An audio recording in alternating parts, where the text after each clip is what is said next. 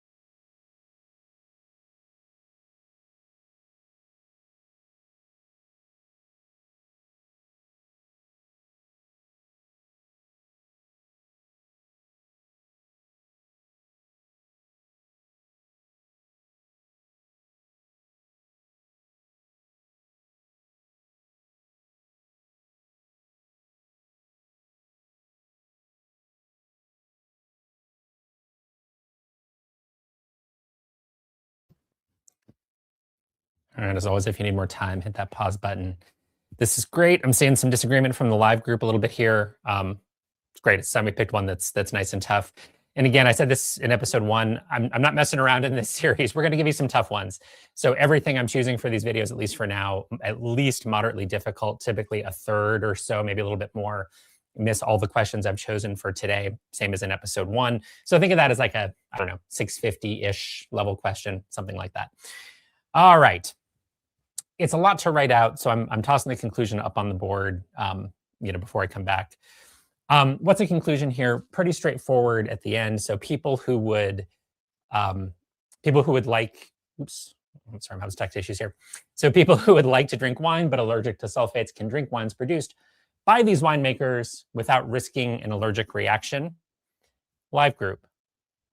See if you can find a problem with what I've written down there, and I'll circle back to it in a moment. Obviously, I cut a few words out there. People who would like to drink these wines. That's not the issue. See if you can spot the real issue. 10 points, fake points, worth nothing. But 10 points for anybody watching live who can spot what I've done wrong and let me know about it. Okay, so what's the support for that? You could have 2 pieces of support, right? So there are several winemakers who add sulfites to none of the wines they produce.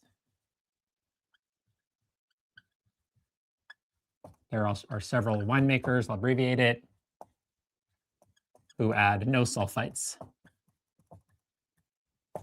And obviously, kind of the whole deal here is that many people suffer an allergic reaction. Good job. Thank you, live group. Some of you are catching it, makes me happy. And many people suffer an allergic reaction to certain sulfites.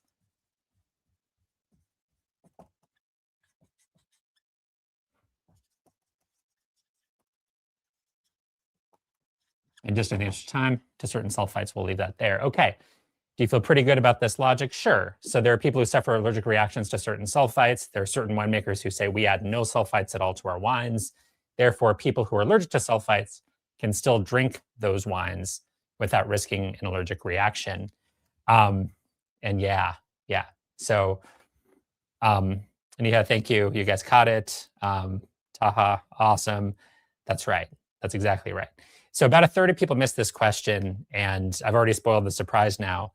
This is the reason why. It's really easy, especially under time pressure. Most of you watching this, you've probably taken at least a practice test. You see that clock pounding in your face. It's hard not to start doing funny stuff. You accelerate, you go, I need to save time here. I'm going to read faster. And if you aren't double checking to make sure this is exactly their words, you miss those 2 words right here, allergic reaction to sulfites. It completely changes the game. Almost everybody who misses this question, they miss it because they jump over those 2 words. And look, this is not real life. The way you might process this information in real life is like, hey, if I have allergic reactions to sulfites and I want to be able to drink this wine, yeah, I want to be able to drink wine that will give me no allergic reaction, not just to sulfites. I want no allergic reaction. That's how I would think about it. The to sulfites is kind of, it feels kind of extra in real life. Here, it's everything. And it's the reason why about a third of people miss this question. Okay.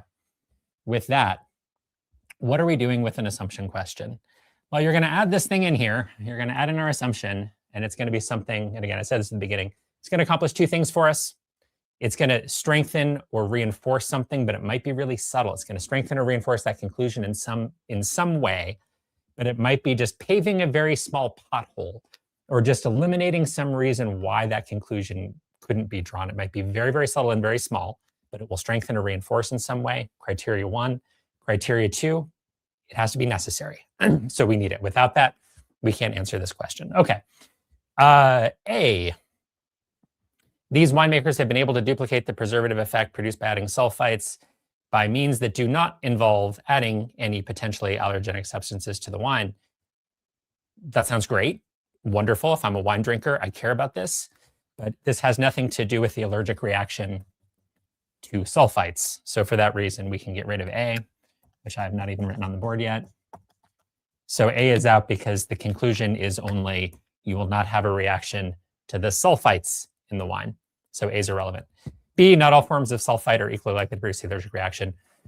We don't need this to be true at all. It doesn't really matter one way or the other. If it's only one type of sulfite or if it's all types of sulfites or some of them, it doesn't make any difference.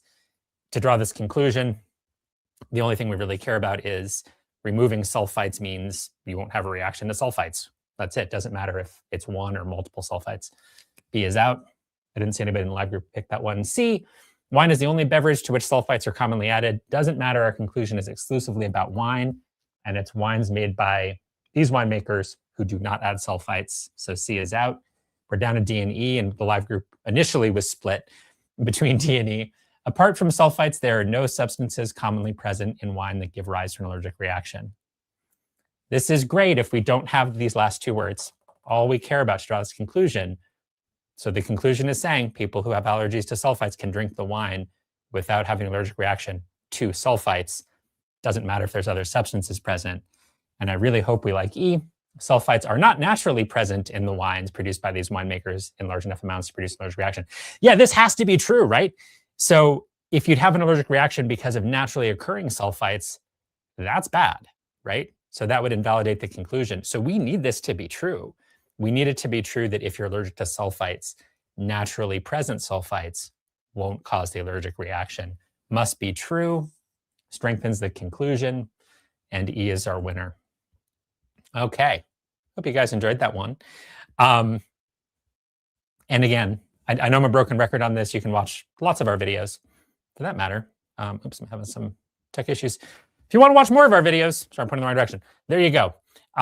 So free GMAT course, even includes some stuff in there about how to diagnose your own issues once you get to that page on our website. Full comprehensive course, reading, critical reasoning, data insights, quant, everything. So if you want more of this, go for it. What I was starting to say is we are broken records in a sense on critical reasoning, where I know it's not sexy, but it's you miss a couple words. That's what causes the damage. 80% of errors on critical reasoning come from misreading. It's not generally the logic. And I am seeing one of my favorite questions come up here. Use negation and got to E. Excellent. Another one of my favorite questions. We're going to come back to the negation thing in just a moment. But since this pops up, does the logic of LSAT critical reasoning totally match with GMAT critical reasoning? Logic, yes. In terms of, well, depends on what you mean by this question. As you guys know, let me take this off the screen. As you guys know, I'm a big fan, or hopefully know by now if you've watched any of our videos, I'm a big fan of using LSAT. It's called logical reasoning on the LSAT to help build consistency on the GMAT for critical reasoning, especially if you're shooting for an elite score. Part of what I like about it, every LSAT set, same difficulty. The questions vary, the sets do not. 25 or so questions per set. They're hard on average. If you can get through a set of 25 LSAT questions in under an hour, you're in pretty good shape for the GMAT. And they're consistent. They're consistently difficult. The logic is broadly the same. The skills are broadly the same. You miss two words, you're going to be screwed there too. Superficially, there's some differences though. You're gonna find the level of language is harder. You're gonna find that some of the language feels a little bit more legal in nature. That's not out of bounds for the GMAT. It's just you're gonna see more of it on the LSAT. You'll see a handful of question types that you don't see on the GMAT. Parallel reasoning, for example, is something you see on the LSAT but not the GMAT. But what I can say is that every question you'll see on the LSAT sets, the skills you need to tackle those are the same skills that will help you on the GMAT. So is it aligned perfectly? No. Is it aligned pretty closely? It's close enough. I think the differences are superficial. Most importantly, the skills are the same. So if you can get to the point where you're consistently doing as well as you'd like to be doing on the LSAT, so you're at, I don't know, just pick a number, 80% correct under an hour every single time consistently, you're going to be in great shape. You're going to come back to GMAT questions. They're going to feel really easy. Does everybody need LSAT questions for the GMAT? No, I think it's most important if you really need more reps than the GMAT official guides can provide, number one. And number two, if you're really shooting for an elite score, if you're somebody who's like, you know what, I just need a 75 on verbal, LSAT's going to be overkill. They're going to be too hard for you. So it's not necessarily great for everybody, but I recommend it strongly for those of you pursuing elite score. And there was another question buried in here about negation technique. So we had somebody a moment ago who said, I used negation technique and it worked for this. Logically, negation technique is totally sound. Practically, it is not. And to show you what I mean, I'm going to have you do this next question, and then we'll talk about it in the context of a certain answer choice. And then hopefully you'll see what I mean. So if you like using negation technique, go ahead on this one, but good luck to you.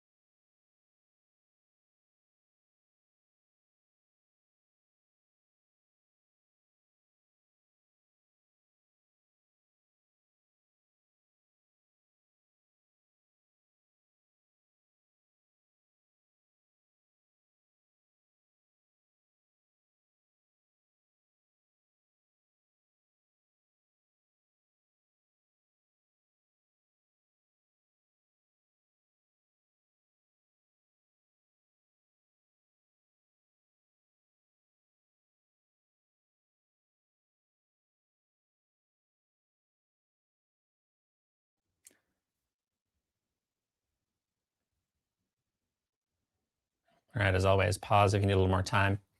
Live group, keep your thoughts coming. If you're lost, let me know that you're lost. I'm seeing a pretty even split between two answer choices. Perfect. That's kind of what I expect out of this one. So that's great. Okay, so I got started a little bit writing down kind of what's going on here, just because this is a pretty wordy one. What's the conclusion? Very nice of them. They gave it to you very cleanly right at the end. Productivity in our office will soon increase. Again, my mental process here, their words are mine. Let me double check and make sure it's their words, not mine. Your brain will play tricks on you. You will paraphrase. Build in that moment to check and go. Let me make sure it's their words. Okay, productivity in our office will soon increase. Great. Well, why? What's the reasoning here? Well, one reason productivity is not as high as it could be. Well, office workers spend too much time taking unauthorized breaks.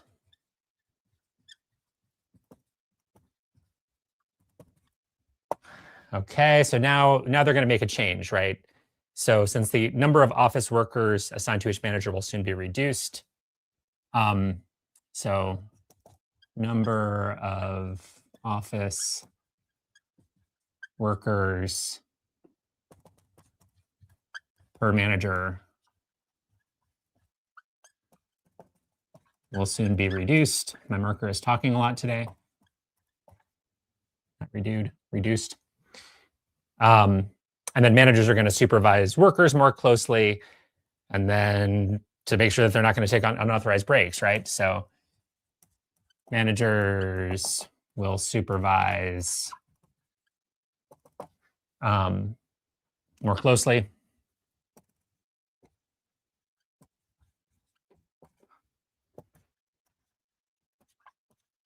To make sure that there's no unauthorized breaks. Okay. And again, I abbreviated a little bit here. Now, a lot of people ask at this point, dude, do I have to write all that crap on my whiteboard, on my pad when I'm doing the GMAT? No. I need this to happen in your head at the bare minimum, and I want you to be disciplined about it. Think structurally first, conclusion, support. Their words are mine. I want you to be really disciplined about that. Whether or not you write it on your page is up to you. I'm kind of agnostic about that. If it's burning a lot of time and it's not helping you think more clearly, write less. Honest truth, when I take the test, I do this when I'm struggling on a question. If I'm struggling to make sense of it, I'll write down at least the conclusion in their words. If I'm struggling from there still, I might write down the support. But that's it. Sometimes I'll do it all in my head, but the habit of mind is still the same. Conclusion, their words are mine. Support, their words are mine.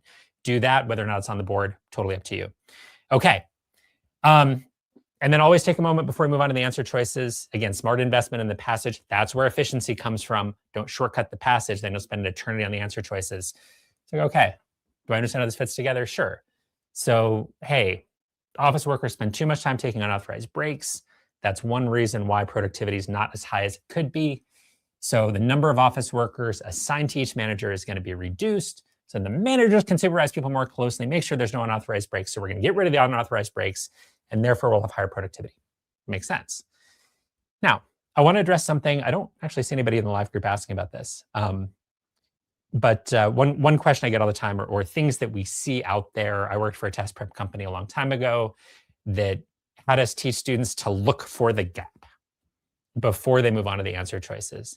That sounds good. Logically, that's sound, right? So what is the assumption? It's something that will fill in the gap. The problem is sometimes that gap is kind of limitless. There's a million different things that could be the necessary assumption here. And it might not be obvious right away what it is. So I don't want you burning your brain cells trying to anticipate the answer or trying to find the gap. It's a waste of time. Be really clean with exactly the structure of the passage, their words. That's it. Take the answer choices for what they are, because as these get harder, so the next couple we're going to do, not necessarily harder, but what these next couple have going on, they're fairly hard questions. The answer choices kind of feel like they fly out of nowhere. And if you're doing too much anticipating, you might look at an answer that's not what you expect and go, nah, it can't be that, and you discard it. So don't bother anticipating. There's no point. Have a really clean approach. Make sure you understand the passage, understand how it fits together. That's it. That's all you need to do. Okay. Now the next question I get, what about negation technique? So it's logically sound, guys. Logically it is sound. If you negate an answer choice and it blows up the conclusion, then it must have been necessary, right? It has to be your answer. Here's the problem. Look at answer choice A. Just as an example here, we could take almost any of these, but answer choice A, I think, is a really good one. How do you negate this? The best way to improve productivity is to reduce the number of employees and give more work to employees who remain on the job. Okay, here's different ways to negate it. The worst way to improve productivity is to reduce the number of employees. How about the best way to improve productivity is not to reduce the number of employees. The best way to improve productivity is to reduce the number of employees and not give more work. Do I need to put two knots in there or just one? You take a statement that's even moderately complex and you try to negate it. And it's like, am I sticking 3 knots in there? 2? 1? What am I supposed to do? And meanwhile, you're burning time, right?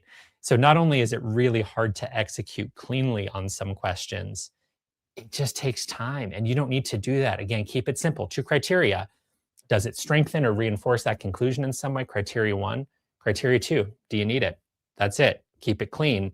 Negation technique, logically sound, feels good, looks good. If you want an elite score, it's going to fail you sometimes. It's not always going to work. That's the problem. It's just not practical to execute on, even though it works logically. Okay. With that, how about A? I am not smart enough to negate it. I don't know how. Does this strengthen the conclusion? The best way to improve productivity is to reduce the number of employees and give more work to employees that remain on the job. Well, there's nothing here about reducing employees, right? It's smaller number of employees per manager. That might mean we're hiring more managers, right? It doesn't necessarily mean we're reducing the number of workers. And this whole business of giving more work to employees has absolutely nothing to do with any of this. That is not what we're doing. We're trying to reduce unauthorized breaks via a different management structure. A is not going to strengthen our conclusion at all because it has absolutely nothing to do with what the proposed action is, which is reducing unauthorized breaks. So we can get rid of A. I didn't see anybody in the live group who was tempted by that.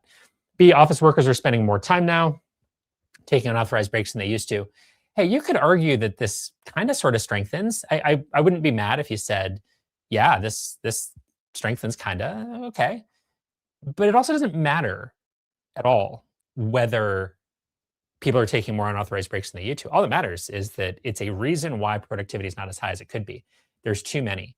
Whether it's more, fewer, the same as it was in the past, irrelevant bottom line, whether it was existed in whether the problem existed a long time ago or not, it doesn't matter as long as reducing unauthorized breaks would increase productivity. So B is irrelevant, we can get rid of it. C, giving financial incentives to workers whose divisions increase their productivity would not have any financial incentives to workers. I have no idea how this is relevant. I doubt any of you do too. No one ever picks this one. These poor test writers, they got to come up with 5. Sometimes they make up stuff. Okay, D and E. These were the 2 that the live group is split between. Supervising employees more closely to reduce unauthorized breaks is the most efficient way of increasing overall office productivity. Does this strengthen the conclusion? 100% it does. Inarguably strengthens the conclusion. If the question was, which of the following strengthens, D is a contender. For now, I'm going to hang on to it. E, the gain in productivity that will result from reducing unauthorized breaks will exceed any loss in productivity caused by closer supervision. Also strengthens, right? Because it has to, so if the conclusion is overall productivity in the office will increase, it has to be the case that this reduction of unauthorized breaks will not be offset by the other change being made, which is closer supervision. So E's a contender too. They both strengthen. So again, we build this as assumption questions and friends, strengthen, weaken. Yeah, strengthen, you're doing something a little differently. These wouldn't be the answer choices, right? Only one of these would be in there, and the other one would be something else that's wrong. The dimension that makes assumption questions hard, you've got to figure out which one is needed. Do we need, as you look at D, do we need this to be the most efficient way of increasing productivity for this to be true? And we don't. The conclusion is productivity will increase as a result of these changes. It is not necessary for this to be the best way to improve productivity. D isn't necessary, even though it strengthens, it's not necessary. We don't need reducing breaks via closer supervision to be the most efficient way. We just need it to work. That's it. So D is out. E is 100% necessary. Why? Well, that gain in productivity from the supervision, from the reduction in breaks, has to exceed any loss in productivity from the supervision. Has to be true in order to have an overall gain in productivity. So E is our answer. D is wrong. And yeah, just to be totally clear here, what I just illustrated is a reason why sometimes we get questions fairly often on GMAT Club. hey, what if the question said this, this, and this? What if it was strengthened instead? Not a good habit to do when you're studying on your own, because they wouldn't give you two that are this close. These both strengthen. Unarguably, they both strengthen. Only one of them is an assumption on which it depends. And there's your core difference between a strengthen and an assumption correct answer. It has to be necessary. So again, keep it clean, clean process. Find the answer that both strengthens and is necessary, and you've got it. Okay, seeing all kinds of broad questions here that are great. Here's one: break the verbal plateau. Yeah.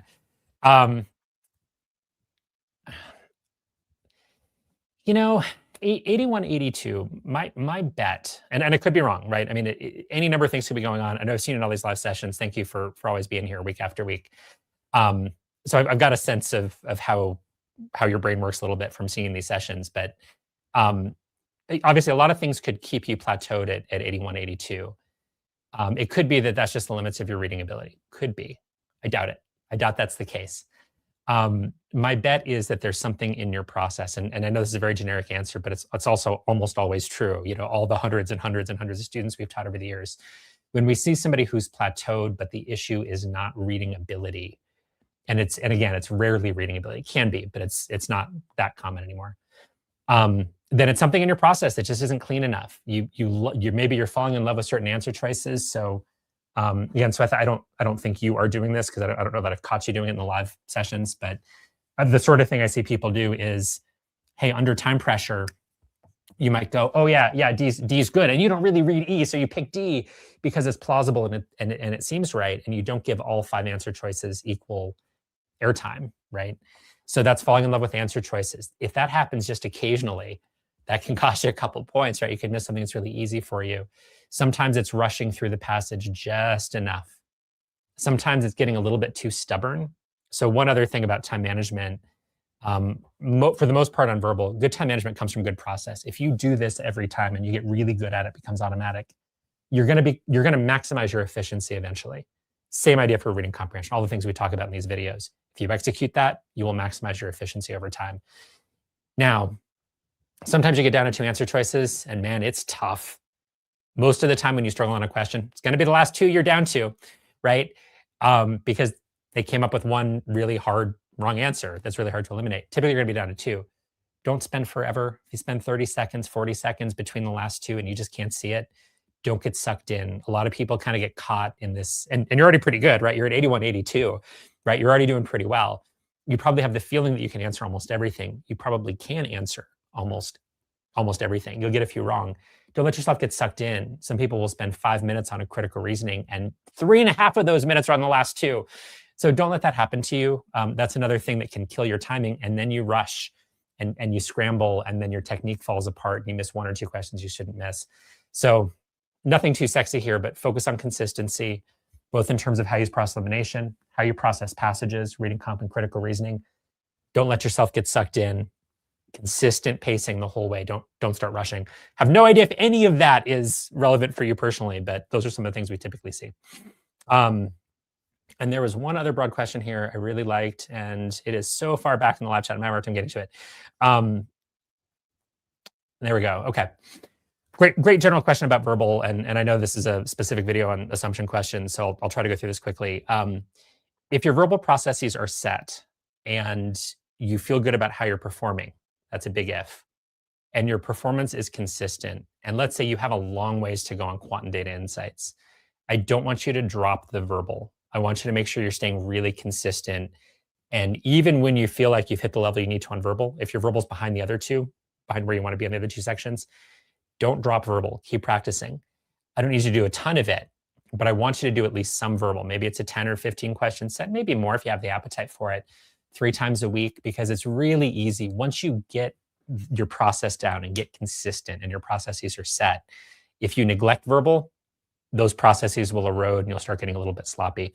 So keep practicing. It can be very modest at that point. Now, as far as the resource, I would focus on official materials.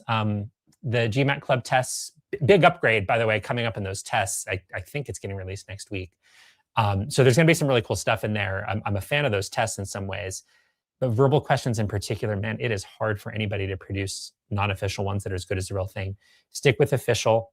So official guide, verbal guide. You can use old official guides. Critical reasoning, reading comp haven't changed in decades.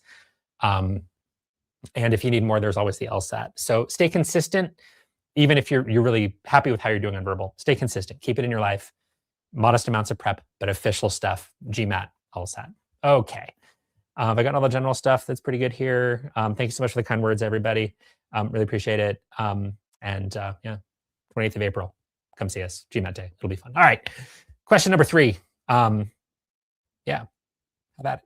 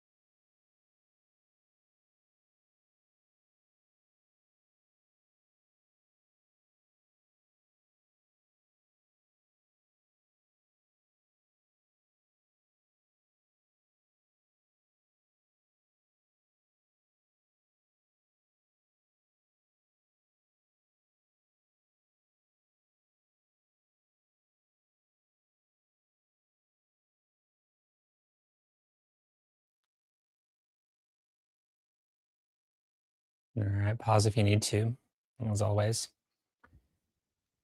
Okay. So again, nice clean conclusion here, just to save you guys the pain of watching me write stuff on the board for too long. The tax hike stands an excellent chance of reducing per capita sales of cigarettes by 4%. Let me double check, make sure that's their words. I cut out in the country of Caponia in the interest of time, but yeah, so tax hike stands an excellent chance of reducing it by 4%. Awesome. What's the reasoning behind it? Well, in the past, so in the past, every 10, really it's percentage point,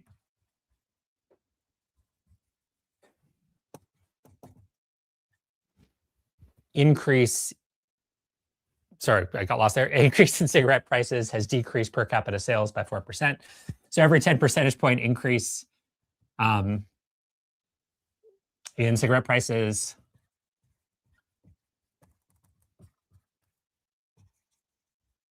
has reduced per capita sales by 4%.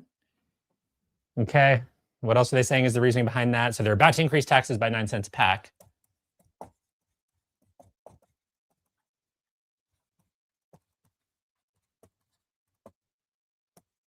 By 9 cents per pack.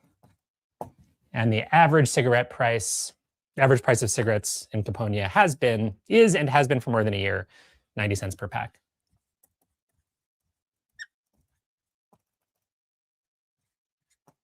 So 90 cents per pack is and has been for more than a year, cutting a few things out there just in the interest of time and space here. Okay. Feel pretty clear? Sure. So the average price right now and over the last year has been 90 cents. We're going to add a 9-cent sales tax on there. So that's going to raise prices by 10%. And in the past, pretty strong language here for what it's worth. And again, a lot of critical reasoning is just about, I know you're tired of hearing it. Their words are mine. It's noticing those little modifiers. Every 10 percentage point increase in cigarette prices has caused a decrease in per capita sales of 4% has happened every time. Okay, that logic seems reasonable. So therefore, the tax hike stands an excellent chance of reducing per capita sales of cigarettes by 4%. Kind of a funky phrase, stands an excellent chance. It's not saying it will happen. It just says there's a very good chance it happens. Okay, fair enough. So by the way, this whole conversation about, oh, find the gap before you get started or anticipate the answer. Not obvious to me what's wrong here. Seems legit to me. So that answer is probably going to be something that isn't too obvious. And as these questions get harder, and again, I'm not throwing the hardest ones at you. I'm throwing moderately difficult 650-ish level questions at you guys in these videos. This isn't the hardest. As they get harder, boy, some of these answer choices just seem so spectacularly random. A little bit of that going on here. So A, tobacco companies are unlikely to reduce their profit per pack of cigarettes to avoid an increase in the cost per pack to customers in Caponia. You might look at this and think, wait a minute, this has nothing to do with profit. This is out of scope. This is irrelevant. I'm crossing out A. That's when I talk about hard assumption questions, the answer seems to fly to left field. For some of you, you might look at this and go, well, okay, let me think about that. So tobacco companies are unlikely to reduce their profit to avoid an increase in the cost per pack. Oh, right. So if this is true, then that means that, so what would it mean? Let's take the opposite case. What would it mean for tobacco companies to reduce their profit per pack? What if they keep the price the same? What if they just absorb the sales tax increase and say, okay, we're paying 9 cents more in taxes, but we're going to keep prices at 90 cents or 98 cents, in which case there's not a 10 percentage point increase. This is very relevant, right? This has to be true to draw the conclusion. Tobacco companies have to just allow that 9 cents to go onto the existing cost. You have to end up with 99 cents per pack or more for any of this argument to hold. A absolutely has to be true. But here's the mistake I see people making.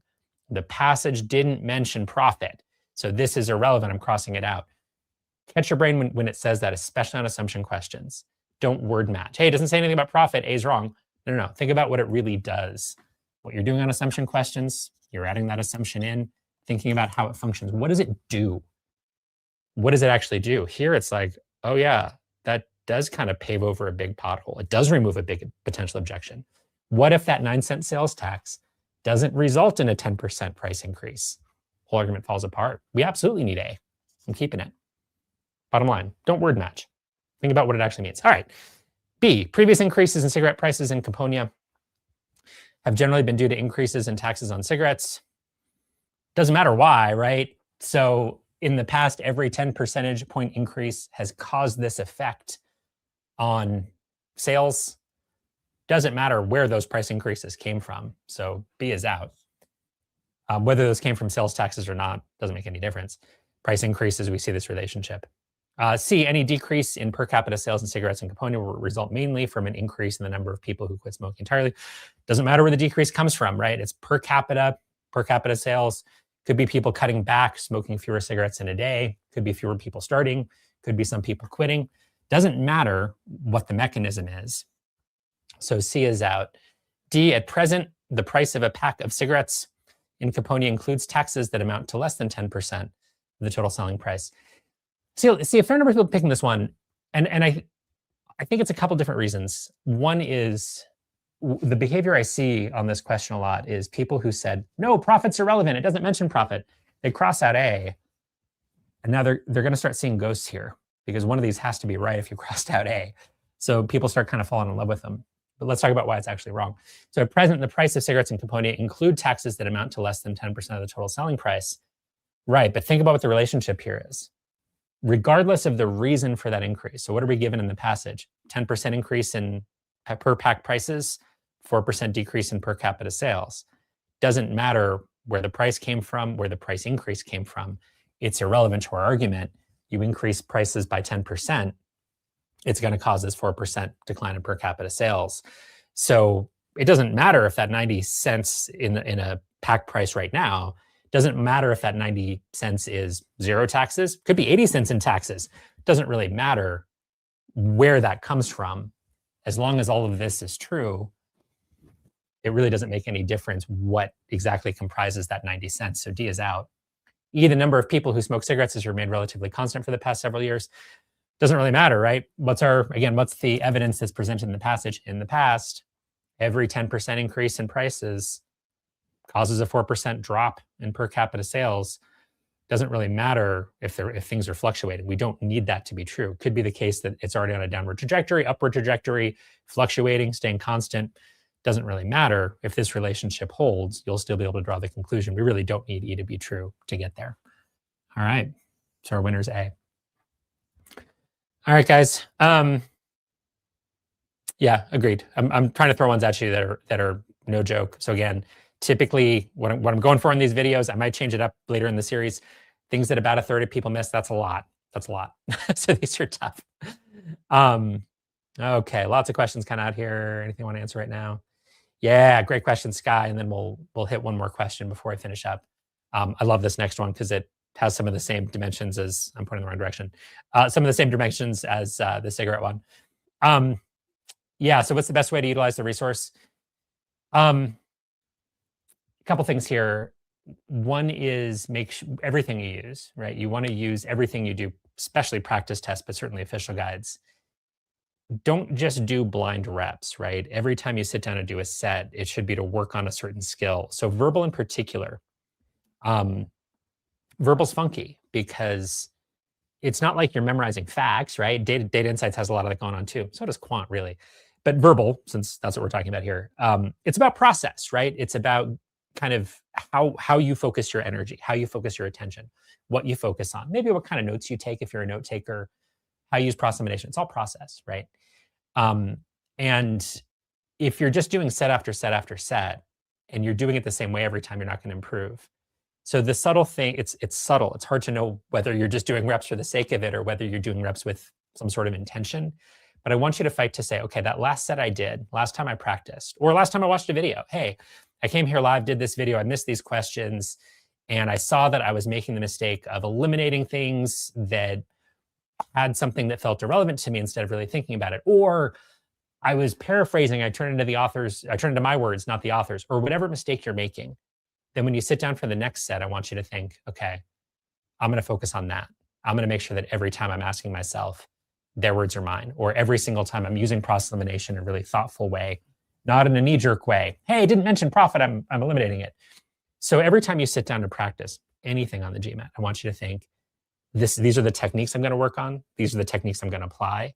These are the things I'm going to focus on to get better. So that's just an overarching how to make your prep more efficient. It's one of our big passions, just in general, working one-on-one with students, doing these videos. We want your time to be used efficiently. So that's a general thought on studying. My other thought is, if you need, I know I've said it already in this video, if you need more, use LSAT. Wonderfully consistent. The logical reason is use official ones. They're wonderfully consistent. So if you get -2 one day, -9 one day on a set of 25, that's you. That's not the set. And it's a sign that you're doing different things on different days. And you've got to figure out what that is.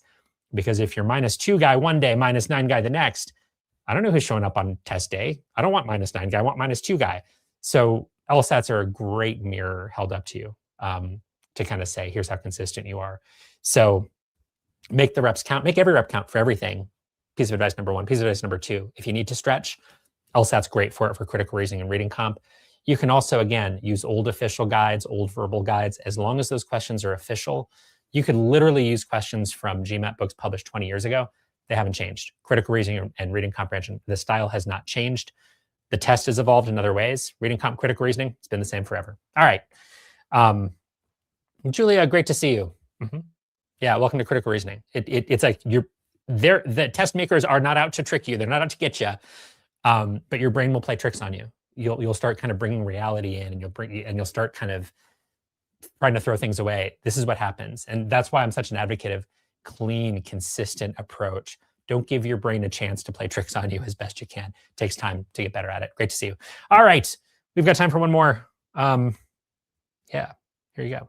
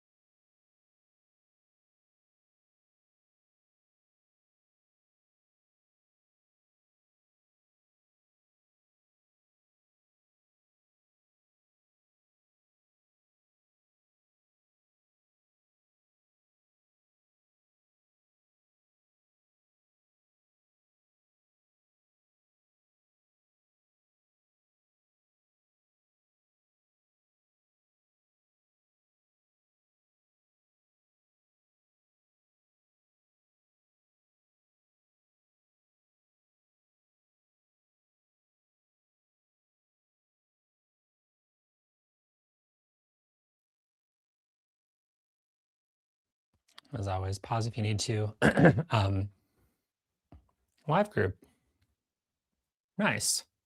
My fantasy is that you've gotten better over the course of the last 52 minutes. Okay, so in the interest of time, wrote down as much as I could while you guys were working through it. So conclusion here, pretty clean. It's kind of the last half of that last sentence.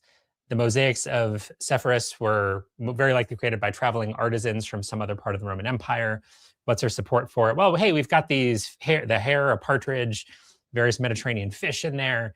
But most of those species did not live in the Sepphoris region when the mosaics were created. And identical motifs appear in mosaics found elsewhere.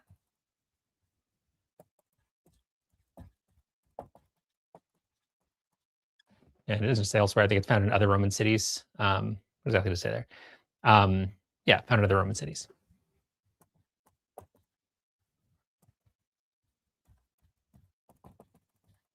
Okay, and as always, I'm going to take a moment and go, their words are mine.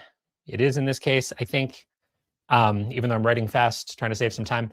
Do I feel comfortable about how this fits together? Sure. So, hey, they dug up these mosaics from this Roman city, and hey, they've got these animals in there, but but most of the species that are in there didn't live in that region when they were created. But you do see them elsewhere in the empire. So it must have been traveling artisans who wander around. They've seen these animals in other places. So they come to Sepphoris. They've seen these animals in their travels, and they go, "Hi, we'll make mosaics of these exotic animals from far, far away." Okay, so it must be the traveling artisans that did it. There's your conclusion. All right, let's start smoking through these answer choices. A, the Sepphoris mosaics are not composed exclusively of types of stones found naturally in the Sepphoris area. Okay, does this strengthen it all? Well, I don't even say this is relevant actually, because the focus here is on the motifs, right? So the idea that, hey, these artisans must have come up with these ideas from somewhere. They must have gotten them from traveling around. So it must have been traveling artisans. But they might have come to Sepphoris and used the stones there, right? So whether or not these were artisans for somewhere else, they could have come to Sepphoris, used stones native to the Sepphoris region. They could have brought their own stones with them, I suppose. So this has nothing to do with the conclusion that it was artisans, traveling artisans that did it. Either way, regardless of where those stones came from, they might have been imported in some other way. It doesn't really have any bearing whatsoever on this, so we can get rid of A. B, there is no single region to which all the species depicted in the Sepphoris mosaics are native. So does this strengthen? I guess you could argue that it does a little bit, right? So somebody must have been traveling around in order for this to be traveling artisans, but do you need this to be true? You certainly don't need it to be true, right? So it could be the case that they were all from somewhere far, far away, and they all came from a single place that these traveling artisans had been to. There's really no reason why it would have to be the case that you need all of them to be from different places. So B is out for that reason. C. And I think I'm seeing some in the live group kind of falling in love with C a little bit, maybe just a couple people. Okay, C. No motifs appear in the Sepphoris mosaics that do not also appear in the mosaics of some other Roman city. Well, do we need this to be true? We really don't, right? So these traveling artisans, so regardless of whether they're traveling artisans or local artisans, doesn't really matter if they're adding other things to it, right? So the fact that you have these motifs in there, the argument is the existence of these motifs, of these species that do not exist in Sepphoris, mean that it must have been traveling artisans that saw them somewhere else. But you could have those things repeated in other cities or not repeated in other cities, and it really wouldn't matter as long as you see these things that are from somewhere else, right? So the core of the argument is these motifs you see, they are from somewhere else. Therefore, the artisans themselves must have come from somewhere else. They could throw other things in there, and it wouldn't really change the argument one way or the other. So C is out. D, all of the animal figures in the Sepphoris mosaics are readily identifiable as representations of known species. That's not going to matter either, right? The question is these species, these motifs that show up, partridge, hare, certain Mediterranean fish, that those don't exist in Sepphoris. Therefore, somebody must have brought the ideas in from somewhere else. Hey, they could have some unidentifiable blobs in there, and that wouldn't matter one bit as far as whether these are traveling artisans or somewhere else. So there might be some other thing. It kind of looks like a capybara. It kind of looks like a horse. You can't really tell. That wouldn't have any bearing whatsoever on this argument. So D is out. I really hope we like E. Otherwise, I'm going to be really embarrassed. Doing this live, I mess up. There was not a common repository of mosaic designs with which artisans who lived in various parts of the Roman Empire were familiar. Okay. This is a great example of something that just, it feels a little bit random, feels like it flies out of left field, but think about what this means, right? So if this is this going to strengthen a little bit? Yeah, because if this common repository doesn't exist, then it has to be traveling artisans who would know about these animals, right? But what if it's the case that there is a common repository? Everybody knows about all these animals and everybody's painting the same things throughout the empire. Then it could have been locals, could have been local artisans that just know about these because everybody knows about them. So E strengthens and you need it. This has to be true in order to conclude that it was the traveling artisans, because otherwise, yeah, local artisans might have had that same repository. So E is our winner. Tough question for most people. All right, guys. Real quick here, seeing some good comments in here. So I want to wrap up in the next minute and a half.